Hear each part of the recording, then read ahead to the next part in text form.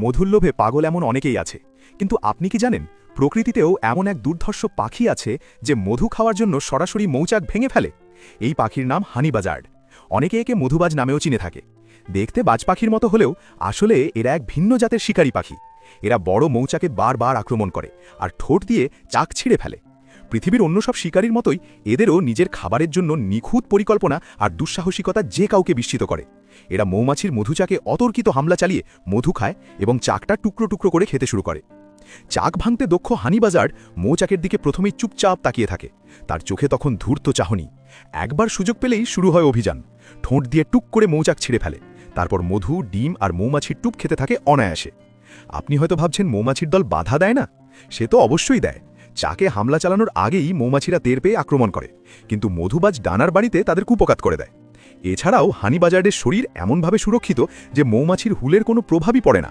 হানি বাজার্ডের শরীর সম্পূর্ণভাবে মোটা পালকে ঢাকা। এমন পালকের ওপর হুল ফোটানো সম্ভব নয়।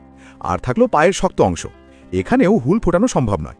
তারপরও মৌমাছিদের আক্রমণের বিষয়ে হানি বাজার্ড প্রচুর সতর্ক থাকে। হিসেব নিকেশ করেই সে মৌমাছিদের দুর্গে হামলা চালায়।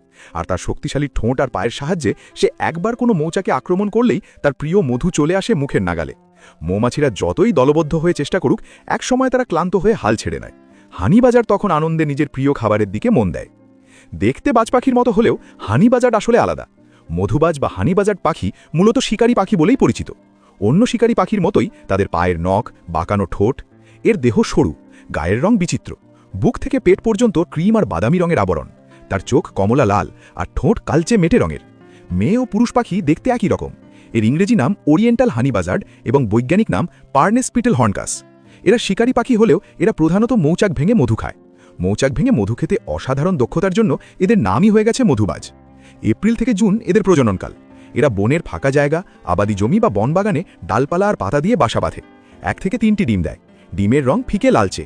28 থেকে 35 দিন পর ডিম ফেটে বাচ্চা বের হয়। স্ত্রী পুরুষ উভয় মিলেই বাচ্চাদের লালন পালন করে।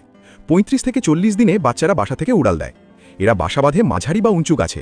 কোনো রকম বিঘ্ন না ঘটলে একই বাসায় প্রতি বছর ফিরে আসে এবং ডিম পাড়ে। হানি বাজার্ডের খাবার তালিকায় শুধু মধু নয়, আরও রয়েছে সাপ, ব্যাঙ, গিরগিটি, ইঁদুর, এমনকি ছোট পাখিও। এদের শিকার দক্ষতা আর কৌশল অবাক করার মতো। প্রকৃতির এই শিকারী পাখি নিজের জীবনধারায় যেন এক সত্যিকারের বীর।